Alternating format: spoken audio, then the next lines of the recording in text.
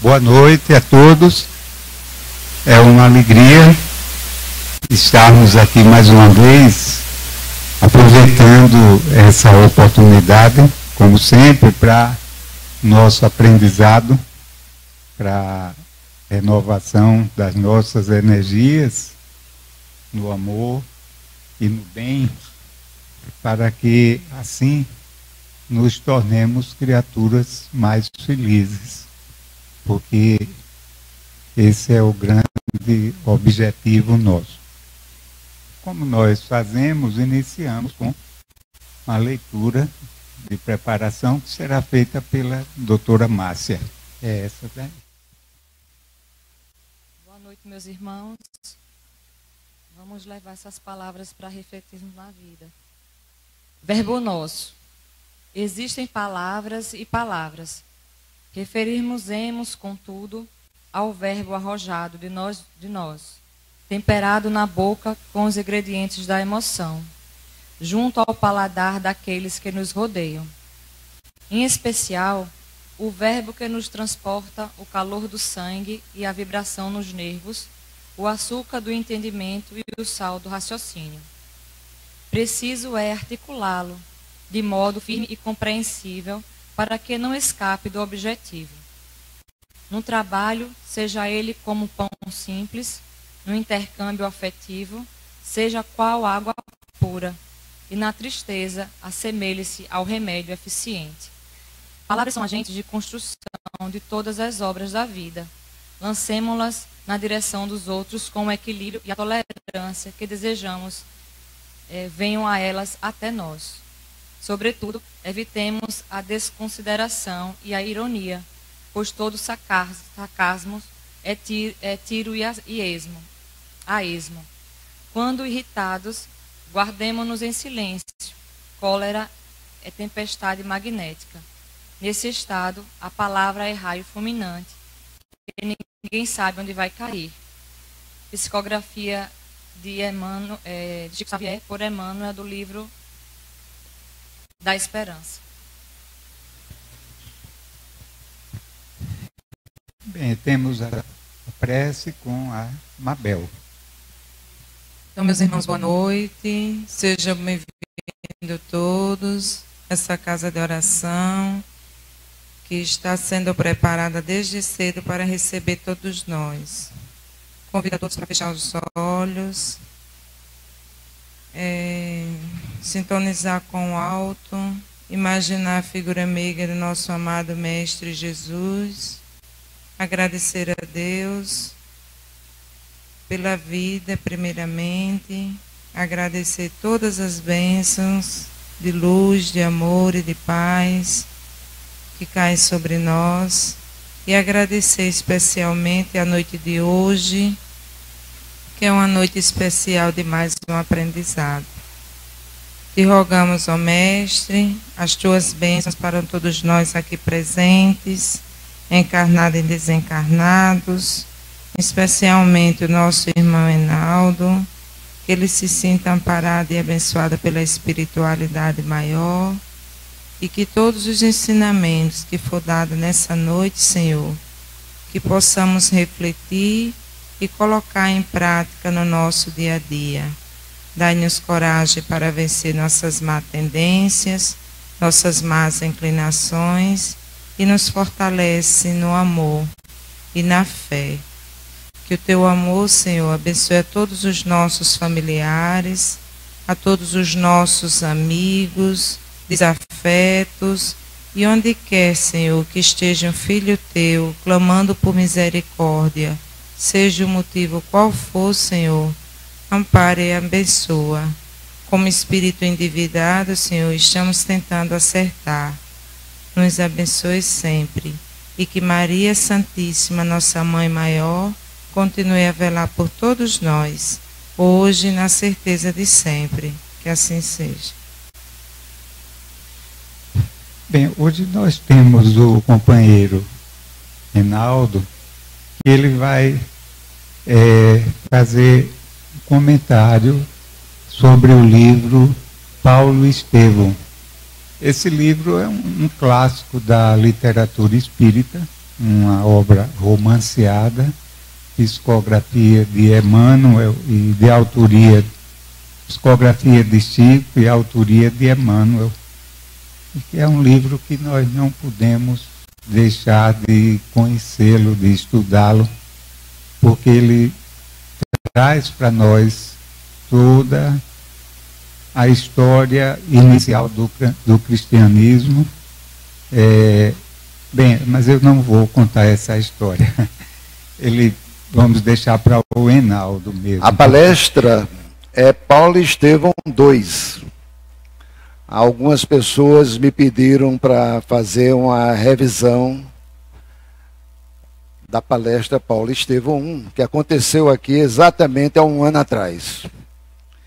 E então eu vou ter que correr na Paulo Estevão 2. Mas vou fazer um resumo. Vocês fiquem bem atentos. É uma história fantástica de um livro espiritual, dos maiores livros espíritas, quando Chico estava na sua capacidade plena máxima. É considerado uma das obras-primas de Emmanuel. Entre as 5 obras espíritas, ela está entre as 5 primeiras. Bom, a história começa em Corinto. Um ancião que tem 2 filhos. Um filho chama-se Gesiel e a outra, que é uma filha, chama-se Abigail. São pessoas simples e muito espiritualizadas. Esse ancião vai andando pelas ruas e então ele vê uma escolta de soldados romanos. E ele não cumprimenta em respeito aos soldados pela humildade que ele possuía. Os soldados repreendem ele pelo fato dele não ter cumprimentado. Ele segue em frente e mais na frente ele encontra uma outra escolta. E aí então ele resolve cumprimentar. E ao cumprimentar essa segunda escolta, os soldados romanos interpretam aquilo como sendo uma afronta, porque ele não poderia falar com os soldados romanos, que eram muito superiores a ele. E então ele apanha dos soldados, é humilhado, e as terras dele são confiscadas, que era uma coisa muito comum na época dos romanos. E então, havia um dia da semana, um dia do mês, onde toda pessoa que tivesse insatisfeito com alguma coisa, iria ao cônsul romano para fazer a reclamação devida. Eu quero frisar que na história, um pouco atrás, as terras dele já tinham sido tomadas, então ele só possuía hoje, na época, os filhos, mais nada. E um pequeno casebre que ele queria para passar o resto da vida dele. E então, ele faz a reclamação, o cônsul não é sensível e, ao contrário, manda prendê-lo. E aqui está, antes de mandar prender, aparece eles na prisão. Aquele do lado direito é Gesiel, só para adiantar, é o futuro Estevão. Gesiel, sua irmã Abigail, e eu acho que eu andei aqui para frente, na verdade eu estou me acostumando a isso, então aquilo ali vem depois. E eu acho que eu estou aqui me atrapalhando com isso. Aqui vem essa. Bom, e eles são presos, o pai aqui está descansando na cela, e eles estão conversando sobre o futuro deles, que era muito difícil. O que acontece é que eles vão agora ao vice-cônsul, que determina que o pai seja... Está funcionando. Aqui. Vai para trás. E então determina que o pai seja açoitado. Gesiel, quando a condenação é dada, ele diz para o cônsul que quem tinha feito a... Porque o pai dele, eu estou pulando muita coisa, o pai dele queima umas terras vizinhas a dele, quando ele perde a cabeça. E ao acontecer isso, ele é punido, claro, e então Gesiel diz que não foi ele que tocou fogo. Gesiel diz que foi ele, não o pai, ele. Isso para salvar o pai. O cônsul entende o raciocínio, manda prender os dois e manda açoitar. Abigail está ali assistindo. O pai, nesse flagelo, morre ao ser açoitado.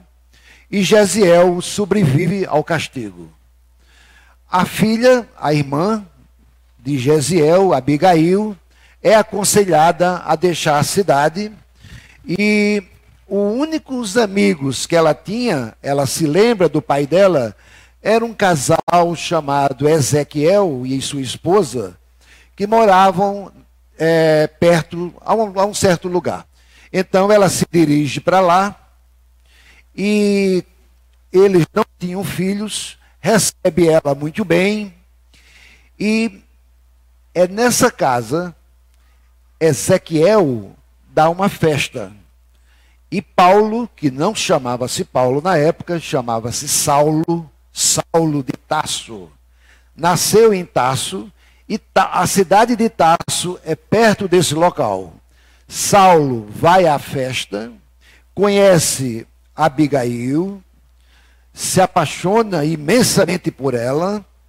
A Emmanuel contando, tem um fato pitoresco que ele diz que Saulo era extremamente inteligente, tinha tido uma criação, porque ele era de família rica, tido uma criação muito boa, uma formação nos estudos de Moisés muito grande, e era uma pessoa muito cobiçada pelas outras moças, mas até a idade dos 31 anos, ele nunca, ninguém, por alguma razão, como que o coração dele tivesse reservado, ele nunca tinha tido nenhum contato com nenhuma outra moça, mas ao ver Abigail, ele se apaixona tremendamente, como que aquela fosse o ente espiritual que iria acompanhá-lo no resto da vida dele.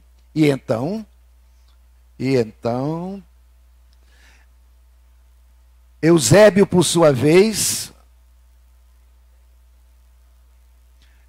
Eusébio é enviado para as galés, como castigo por ter sobrevivido.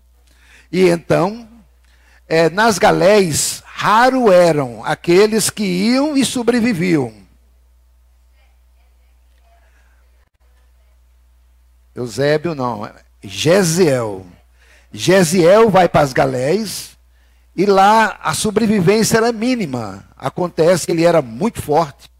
Ele sobrevive às galés, e então, quando estava aí, ele faz amizade.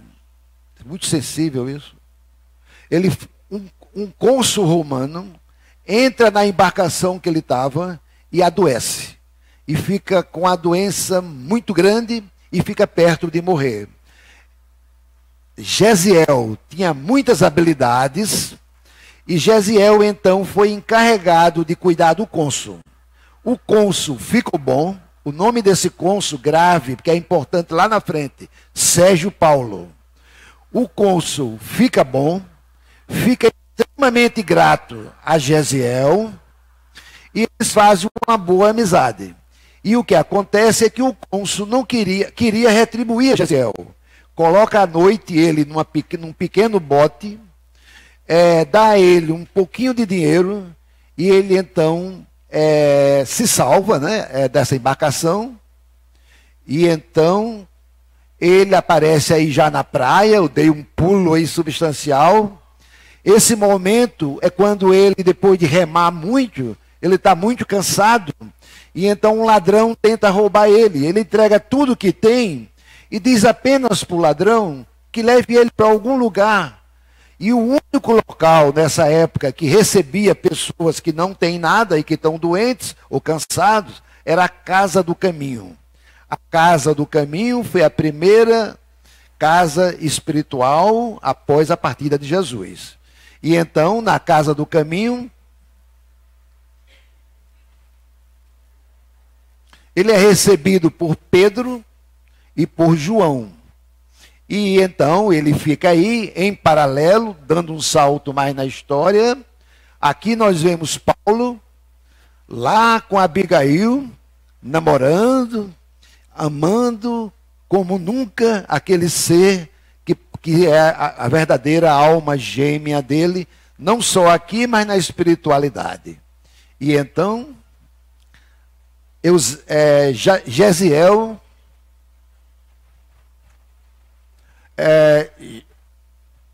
Gesiel torna-se um grande pregador, ele tinha o dom da palavra, e então ele começa a fazer pregações e torna-se aquele que faz as pregações do ponto de vista oficial na casa do caminho. Ali nós podemos ver, não é? Nós podemos ver Pedro, né? João, Tiago, Filipe e outras pessoas. E então aqui está Gesiel. O que acontece é que Saulo, não Paulo, tomando conhecimento de um grande pregador na casa do caminho, resolve na casa do caminho, o maior perseguidor dos cristãos na época, vai à casa do caminho, prende Paulo e então ele é colocado em praça pública para ser apedrejado. E Saulo quer que Abigail vá assistir. Só que nesse período, Pedro sugeriu a Gesiel a mudar de nome. E Gesiel deixa de se chamar Gesiel e passa a ter o nome de Eusébio. E Estevão. Eu estou trocando tudo hoje, viu? Passa a se chamar Estevão. E então, quando Abigail é convidada para assistir, ela se nega. Acontece que ela diz que poderia ficar muito distante, porque Paulo disse que era muito importante para a carreira dele, porque essa pessoa era muito importante, que ia ser apedrejada, aquela história toda. Só que ela não sabe que é o irmão dela que está lá. Ela sabia que o nome era Estevão, e o irmão dela se chamava Gesiel. E então ele morre, apedrejado, açoitado e apedrejado. E quando ela se aproxima com ele, ela reconhece que é o irmão dela, vai até o local que está o irmão é levado para uma sala, e então o irmão Eusébio morre. Estevão morre nos braços dela. Eu não sei por que eu estou com Eusébio na cabeça. Será que tem um irmão aqui comigo? Bom, ele morre nos braços dela. E Saulo, por sua vez, cria um horror maior ao cristianismo, porque a irmã perdeu o irmão que tanto amava. O tempo passa, ela não aguenta a dor, e ela então parte também.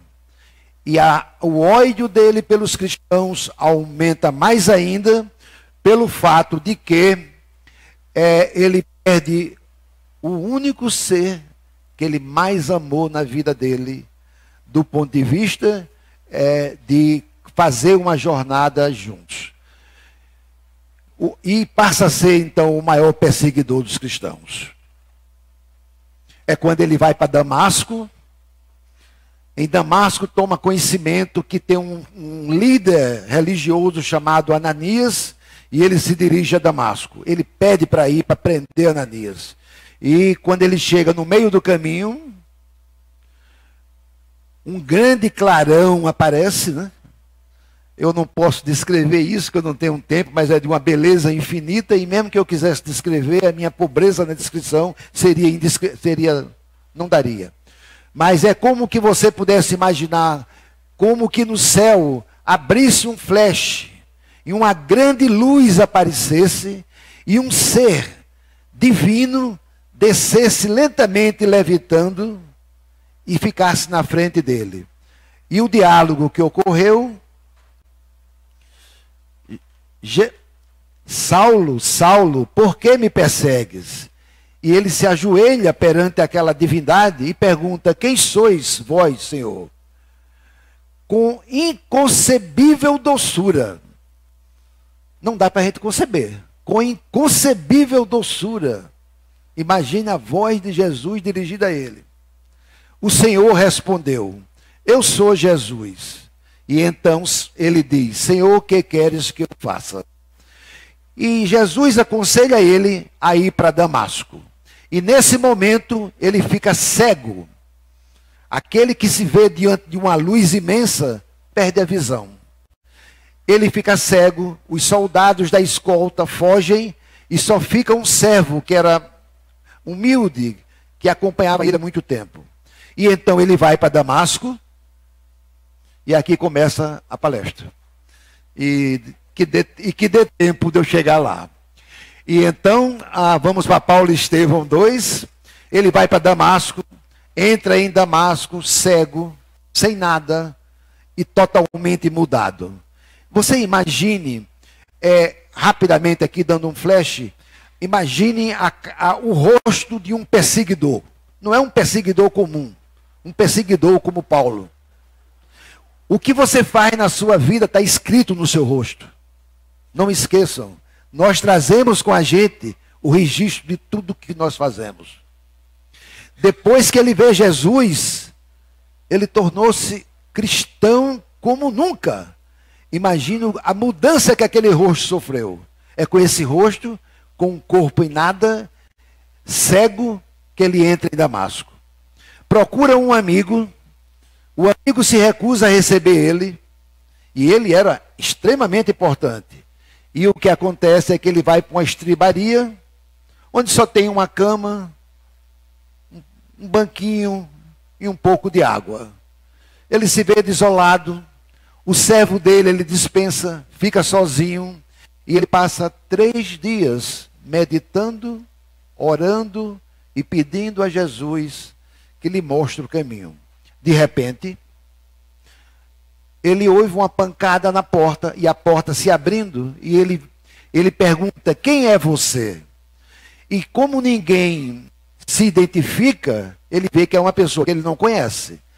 E a pessoa responde: Jesus enviou-me para que tornes a ver. Quem aparece para ele é Ananias, o líder religioso de Damasco, o qual ele estava indo para lá para prender. E então Saulo entende, naquele momento, que Jesus fez o perseguido ir lá para ajudar o perseguidor.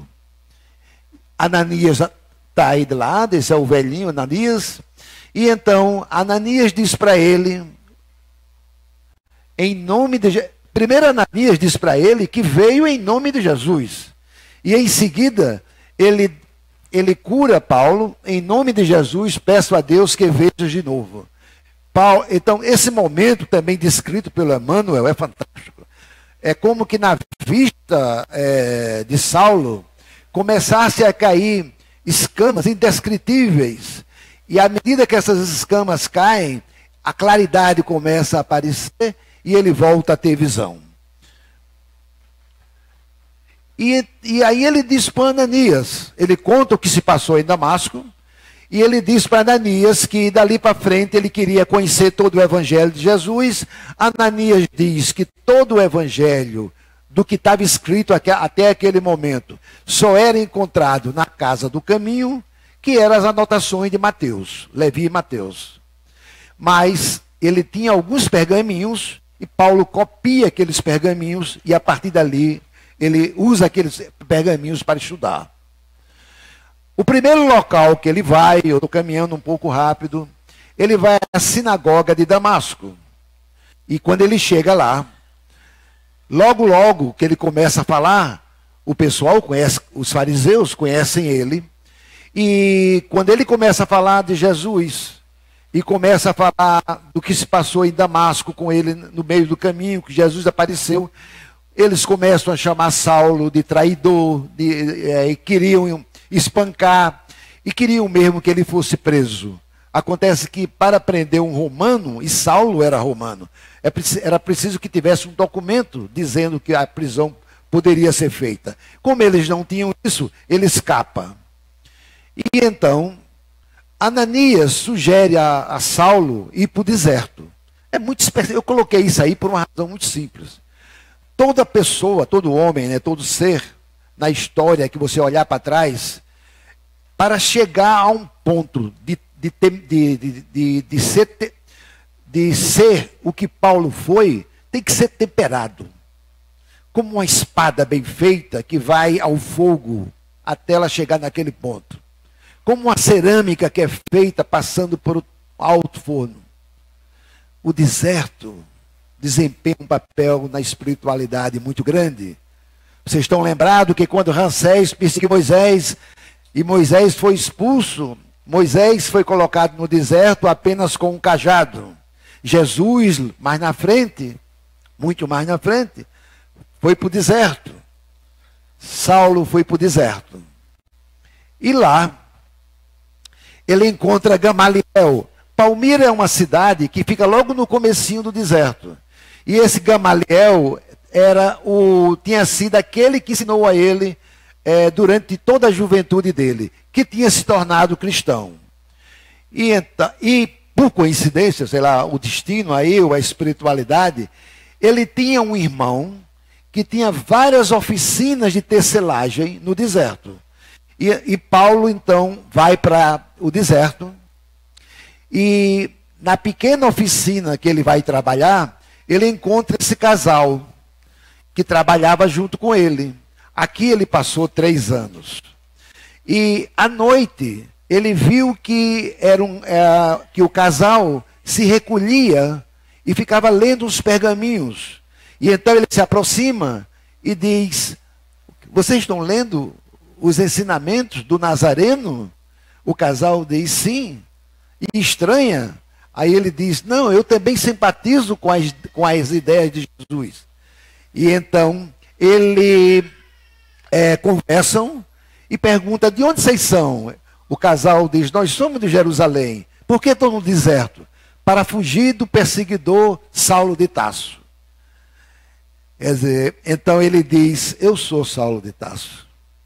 E então ele chora copiosamente nesse momento, e ele conta o que se passou em Damasco, o aparecimento de Jesus. Passam 3 anos trabalhando, sendo forjado no deserto, e depois de 3 anos esse casal vai para Roma, e Saulo volta para Damasco na direção de Jerusalém. Após 3 anos foi a Jerusalém. Em Damasco, ele foi falar na sinagoga, foi novamente expulso da sinagoga, foi perseguido, e vai a Ananias. Ananias está aqui de verde.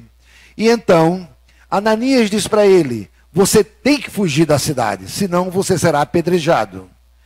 E as cidades antigas, né, tem esses muros altos, por proteção, elas são fechadas. E tinha aqueles portões grandes que fechavam à noite. E então ele é colocado no cesto de vime, e ele é alçado para fora da cidade. E então ele vai a Jerusalém. Em Jerusalém ele vai à mansão, à casa do caminho. E quando chega na casa do caminho, ele encontra Pedro, João, Filipe, ainda mais jovem, e Tiago, que era bastante desconfiado. E eles não queriam deixar inicialmente que Saulo entrasse, porque Saulo era conhecido como perseguidor. Mas aí Pedro convence eles a conversar. E aí então ele conta tudo o que se passou com ele, ele é aceito, e ele, por humildade, ele pede para ficar na cama que Estevão ficou quando lá estava. E o tempo passa, e eu vou correndo, né? Pedro, João, Filipe, Tiago, Esse para quem conhece o Evangelho, não é? O Tiago aqui é o irmão de Alceu, filho de Alceu. E então, o tempo passa, ele começa a notar que Tiago começa a usar dentro da casa do caminho alguns princípios que não eram cristãos, eram farisaicos. E então a explicação é que, como os soldados romanos estavam perseguindo eles tinham medo, Tiago tinha medo que a casa do caminho fechasse. E então ele coloca uma coisa mesclada e começa a fazer algumas coisas para enganar os soldados romanos, os fariseus. Bom, enfim, Pedro aconselha então Saulo ali ainda, a ir para Tarso, que é onde ele tinha nascido. Ele vai a Tarso, chegando lá ele vai procurar inicialmente o pai dele. E então, vai ao pai, você imagine, um pai idoso, com um filho querido que tinha partido, mas um pai que tinha uma situação financeira muito boa, que tinha escravos, tinha uma casa enorme, eles eram ricos. O filho chega lá e diz para ele que viu Jesus quando ele é fariseu desde pequeno. É aquele que segue as leis de Moisés, é um homem bom, mas segue as leis de Moisés e que via os ensinamentos de Jesus como uma ameaça às leis mosaicanas. E então chega Saulo, seu filho, e diz para ele: Jesus ensina que nós devemos amar a Deus acima de todas as coisas. Devemos amar o nosso próximo como a nós mesmos. Como é que você ama o próximo como você mesmo, com uma casa cheia de servos? Tudo que você possui não é seu, é um empréstimo. Você faz usufruto daquilo que Deus coloca nas suas mãos. Quando você tem uma casa, um carro, é claro que você tem uma escritura que diz que você é dono dela. Só aqui. Não tem valor nenhum. A única coisa que você possui é a sua vida. É o seu espírito quando você parte. E você só carrega com você uma coisa. Você só leva com você uma coisa. Todos os atos que você fez na sua vida, os bons e os ruins, está tudo registrado. E é assim que você parte. Então você é dono disso. Você possui isso. Todo demais são usufrutos que nós fazemos. Bom, evidentemente com isso eu quero dizer que o pai não aceita o filho. Ou então sai da casa do pai bastante triste. E de repente ele anda sem destino. E à noite, para descansar, ele para numa pequena gruta. De repente, já estava ficando noite, ele sente em torno dele aquela... É difícil, né? Ele sente aquela brandura no ar. O ar se mudando, uma suavidade imensa toma conta em torno dele. Ele sente sono, ele adormece, e ele vê o espírito dele sair do corpo, ligado pelo fio prateado. Quando nós dormimos, o espírito sai ligado por esse fio. E ele vê o espírito dele saindo, e quando ele se vira, ele vê nessa pequena elevação Estevão. E ele se dirige para Estevão. Ele não conhecia Estevão. E quando ele se dirige, a primeira coisa que ele quer fazer é pedir perdão porque ele assassinou Estevão. E Estevão diz o seguinte para ele, com ternura: levanta-te, Saulo. Olhe, levanta-te é muito importante. Quem lê muito sabe. Na espiritualidade, em nenhum momento nós espíritas ficamos de joelhos. Jesus, se eu não me engano, 8 ou 9 vezes, nas narrações dos nossos evangelhos, tem escrito: levanta-te, levanta-te. Estevão disse para ele: levanta-te, Saulo. E ele: não te detenhas no passado. Outra coisa muito importante. Não nos diga. Quem haverá no mundo isento de erros? E nesse momento, Abigail aparece ao lado de Estevão e ela diz para ele: estás desalentado quando a tarefa apenas começa? Isso porque ele saiu muito triste da casa do pai e estava pensando em desistir. E então ela olha e diz, Saulo pergunta para ela: que fazer para adquirir a compreensão perfeita dos desígnios de Cristo? Ela responde: ama, trabalha e espera. Olhe, ama. Não dá para definir ama, né? É uma palestra, né? Trabalha. O trabalho é um presente divino. Trabalhem até quando não puder mais. Olha o exemplo. 93 anos trabalhando pela doutrina. Trabalhem. E depois espere. Bom, Saulo pergunta: como conciliar o evangelho com a indiferença dos homens? Ela diz: perdoa. Bom, Paulo então começa a trabalhar como tecelão. Eu aqui dei um salto para quem conhece o livro, mas não um salto muito grande. Um salto compreensível. E toda vez no setor de tecelagem dele, ele está sempre ensinando as pessoas que estão ao redor. Nisso aparece um personagem chamado Barnabé. Barnabé era o quem fazia as pregações no núcleo de Antioquia.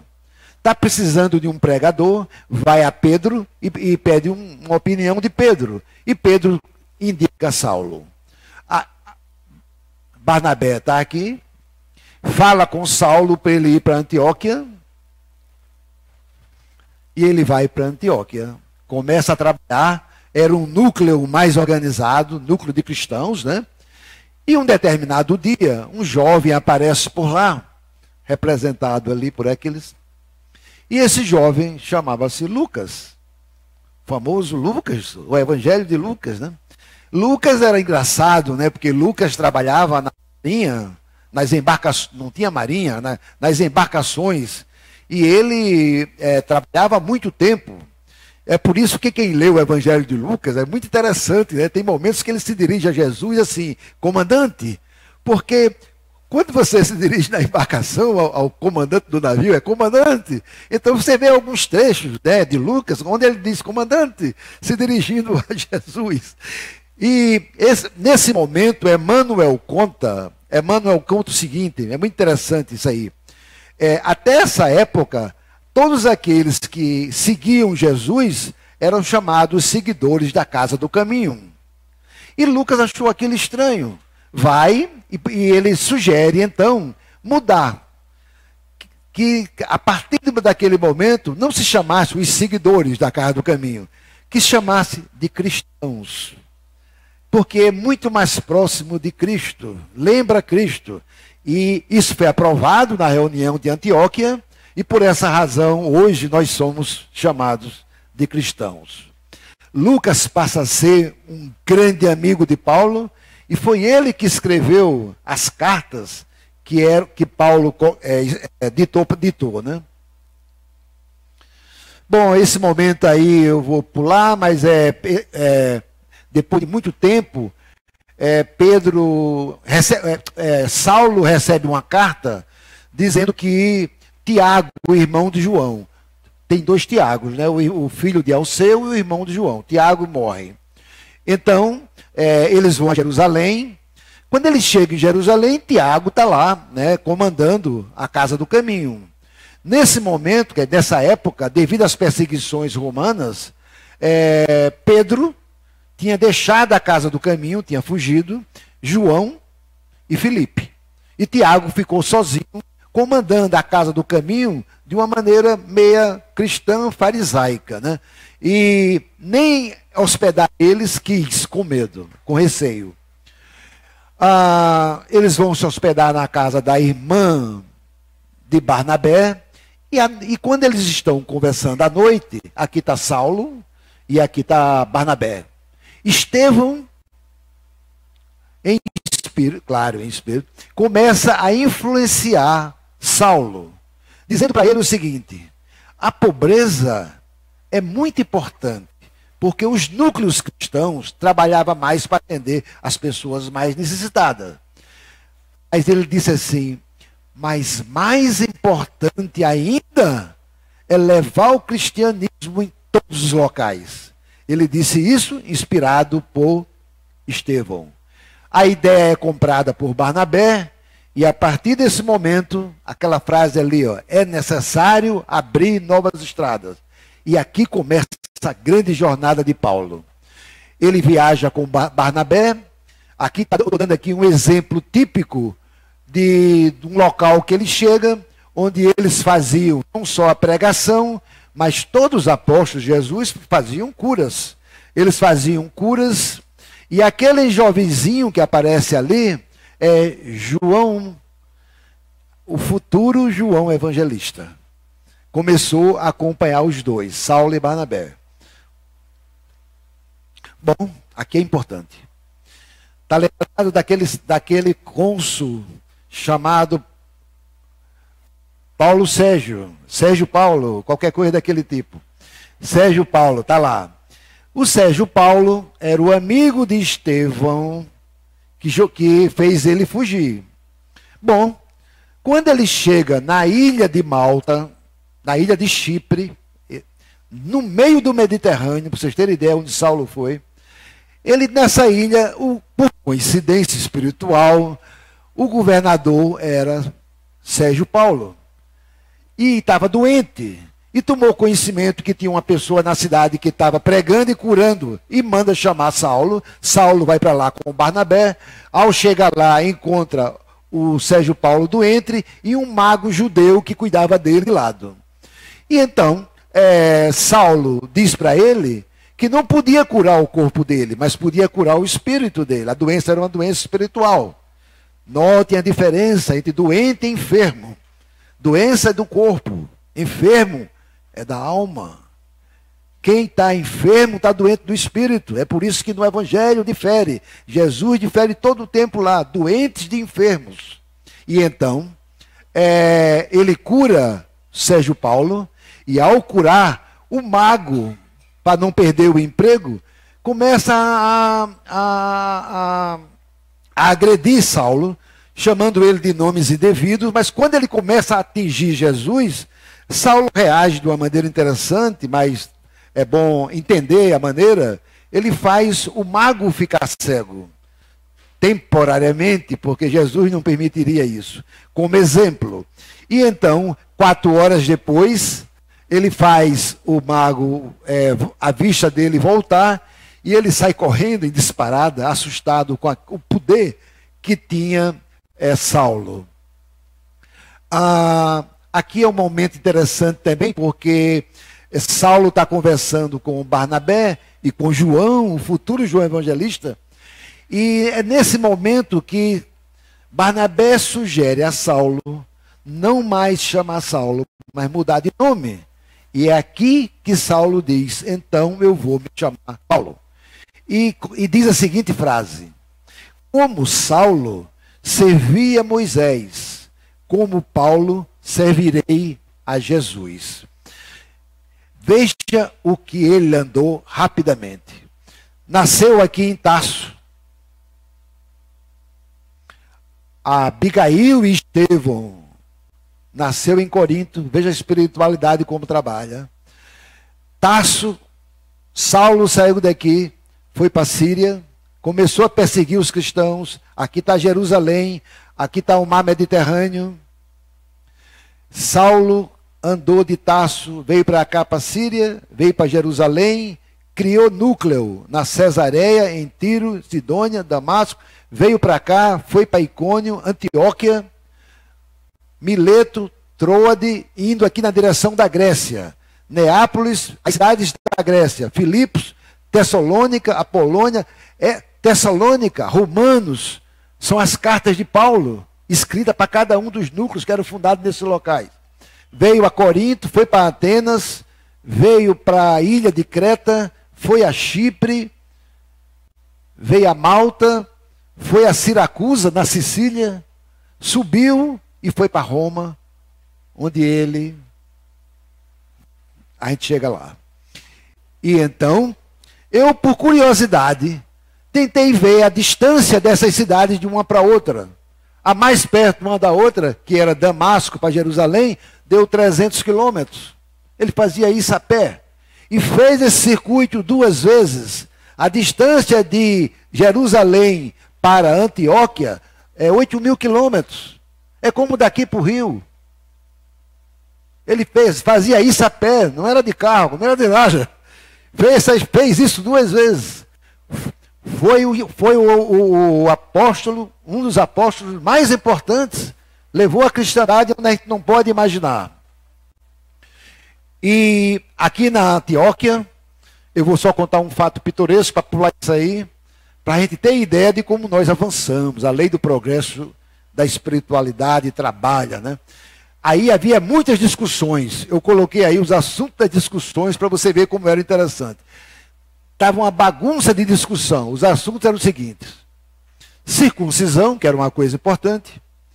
Quais eram os alimentos puros e os alimentos impuros? Era uma das maiores confusões. Porque tinha os gentios, tinha os pagãos, e cada um se alimentava de uma maneira, etc. E a terceira discussão: se lavar as mãos antes das refeições devia ou não ser proibido. Porque os pagãos não davam bolas para isso. Aí tinha turma que dava, tinha turma que não dava. Isso aí gerou uma confusão. Enfim, vamos para frente. Ele vai, eu já estou aqui em Filipos, que é uma cidade da Grécia. Nessa cidade acontece uma coisa pitoresca. Quando ele chegou para fazer pregação, tem uma pitonisa, que na hora que ele ia fazer a pregação, a pitonisa levantava os braços e fazia: ele é enviado de Deus, sigam ele, ouçam tudo. E Silas, que estava com Saulo, disse: Saulo, que coisa boa, está elogiando a gente. Aí Saulo disse para ele o seguinte: tenha cuidado. Os espíritos bons não fazem isso. E então, quando Saulo olha os espíritos que estão acompanhando a pitonisa. Ela era usada pelos espíritos inferiores para ler a mão, para adivinhar, e tinha muita gente que ganhava dinheiro com isso. Bom, eu esqueci de dizer o seguinte, que em cada cidade dessa que ele passava, no mínimo, ele era expulso, ou era torturado, ou açoitado, ou flagelado, ou preso, e eu pulei tudo isso para não tornar a palestra um pouco pesada. E, bom, nesse momento aí, o que é que ele faz? Ele cura a pitonisa, e por curar ela, ela perde todos esses poderes, e esses espíritos todos desaparecem, ela perde o poder, não cria mais nada, e o pessoal da cidade, de vez de gostar, odiou, porque ela lendo mão ali, aquelas coisas. E aí açoitam ele, e ele sai da cidade açoitado, ele é preso, flagelado, sem compaixão, e é preso. Na cadeia, à noite, não é como as nossas cadeias hoje, eram cadeias menores. Ele vai até a cela e ele começa a fazer uma oração, e ele nota que os demais presos começaram a se aproximar. E ele então começa a converter os presos. E no final da oração, todos os ferrolhos das celas giraram assim, sem barulho nenhum, todas as celas abrem, os presos saem, e aí ele convida os presos para ficar sentadinhos, pede para nenhum fugir. Pela manhã, o carcereiro vem, fica espantado com a situação dessa, ele diz: não tem problema, ninguém fugiu, está todo mundo aí. Bom, e os juízes da cidade não castigam ele, porque era para ele ser castigado por fazer isso, mas pede para ele deixar a cidade. Ele vai para Atenas, Grécia. Ele antes criou uma expectativa muito grande, pensando que ia ter sucesso em Atenas, porque Atenas era um lugar muito instruído, os gregos tinham resultado, foi um desastre. Quando chegou lá, você imagine Imagine vocês andando por ali, de repente um cara vem, bota um caixão, sobe em cima do caixão e fica falando para você entender a mensagem. Saulo chega lá, começa a falar em praça pública. Foi um desastre. Ele fica mais triste ainda e vai para Corinto. Quando ele chega em Corinto, já envelhecido, ele, à noite, meditando, ele começa a sentir como que ele não fosse dar conta da missão dele. E então ele chora copiosamente, começa a orar. E ao orar, Jesus aparece e diz assim para ele: esses diálogos todos eu fiz questão de colocar nas transparências, para eu não, pobremente, não tentar reproduzir. Essas são as palavras de Emmanuel. Jesus diz: não tema, prossegue ensinando a verdade e não te cales, porque estou contigo. Aí ele ganha ânimo novamente, já velhinho.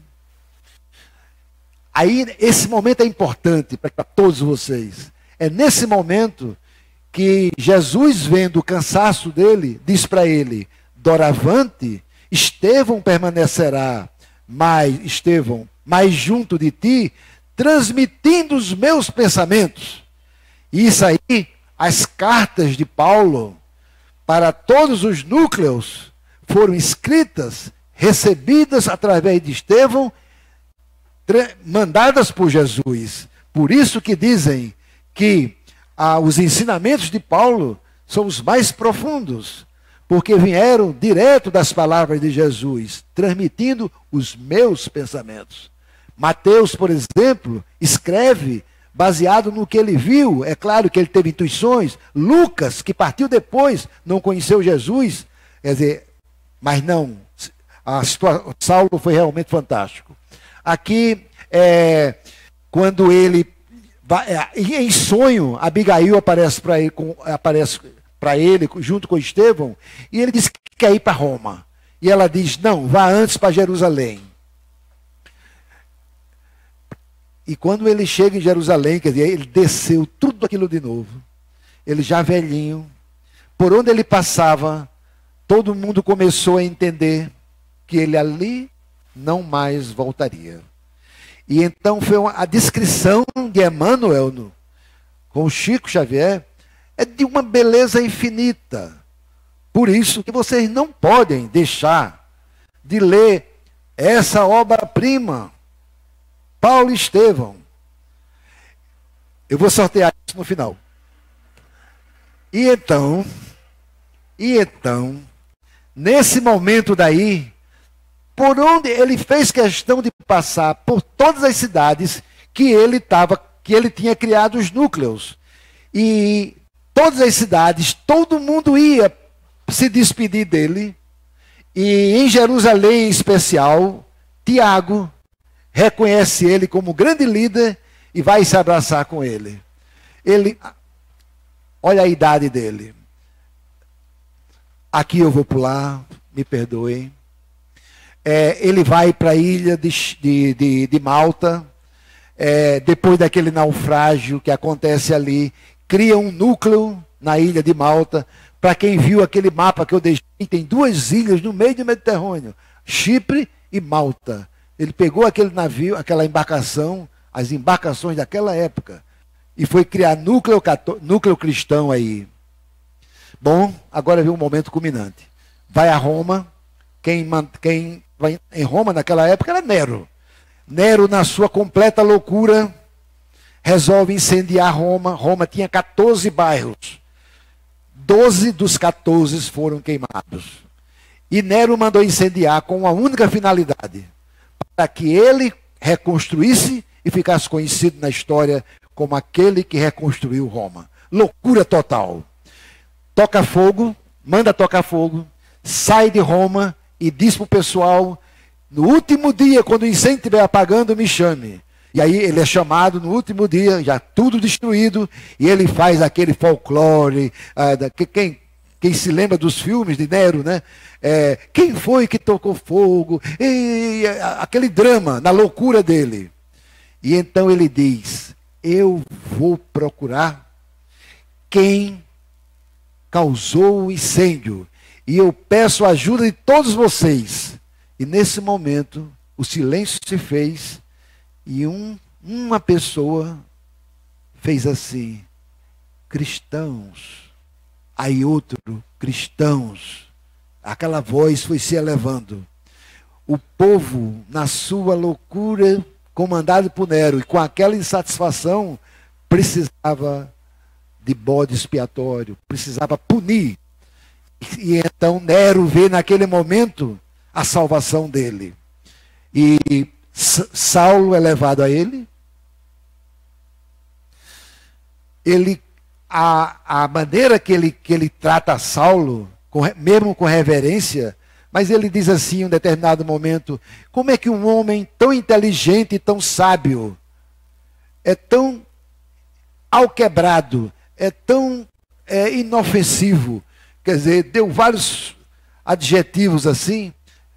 Saulo, já no final da vida, humilde, diz para ele que aquele que comete o mal não está fazendo mal ao outro, está fazendo mal a ele próprio.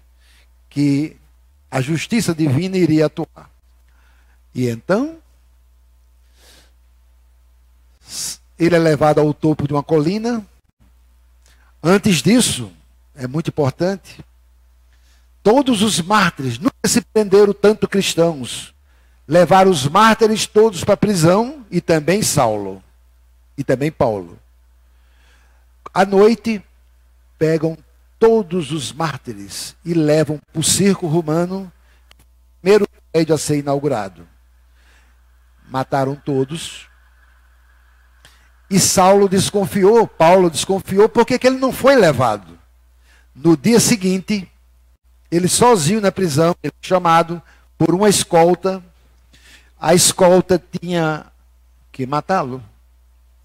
Os soldados não queriam, alguns se afastaram, outros baixaram a vista. Um soldado romano, para ele era uma honra ele matar um inimigo, que ele lutasse. Mas um homem como esse, um homem espiritual, não dá para a gente ter ideia, depois da vida que esse homem levou, a espiritualidade que esse homem transmitia só com a presença dele. É uma coisa infinita, não dá para a gente imaginar. Calmo, olhos brilhantes, mãos amarradas, o soldado tremendo, não queria matá-lo. Ele disse para o soldado: cumpra o seu dever. Os discípulos de Jesus não temem os algozes que só podem lhe aniquilar o corpo. Veja que frase. Só podem aniquilar o corpo. O soldado, não vou contar aqui os detalhes, ele joga a espada no pescoço, eu não vou descrever o resto, e de imediato Saulo começa a se desligar do corpo. Eu também não tenho tanto tempo, estou acabando meu tempo, mas a descrição é muito bonita. Eu queria só dizer o seguinte, que na mesma hora que ele é atingido pela espada, o espírito dele começa a sair do corpo. Ele sente-se apoiado do lado direito e do lado esquerdo por duas mãos que começam a levantar ele lentamente.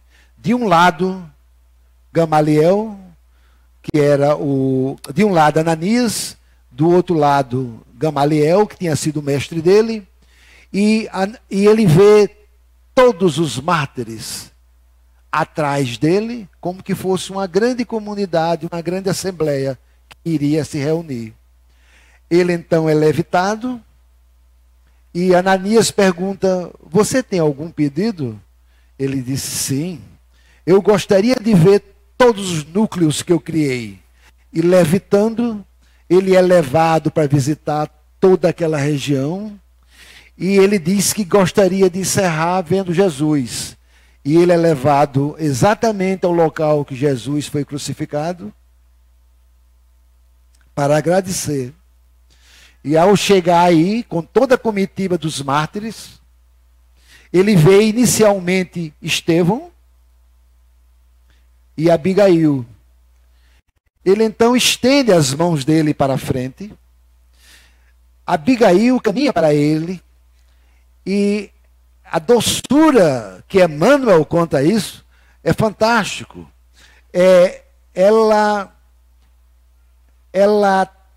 A palavra ela de uma ternura infinita. Ela segura as mãos de Paulo, e Estevão se dirige para ele e abraça ele. Ele, com os dois de lado, ele procura o olhar de Jesus.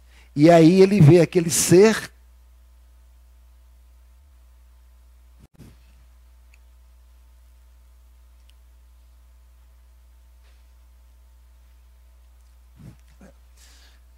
e também impossível de ser descrito. E a palestra acaba Jesus dizendo o seguinte para ele: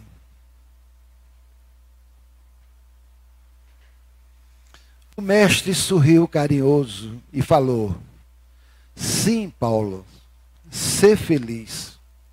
Vem agora a meus braços, pois é da vontade de meu Pai que os verdugos, ele tinha sido verdugo, e os mártires se reúnam para sempre no meu reino. Eu gosto de ler muitas obras espirituais. Essa foi a que me cativou mais. Mas eu queria acrescentar uma coisa. Eu li poucas obras, não me lembro, não sei contar nos dedos, onde narra alguém partindo e Jesus recebendo esse alguém em seus braços. Muito obrigado.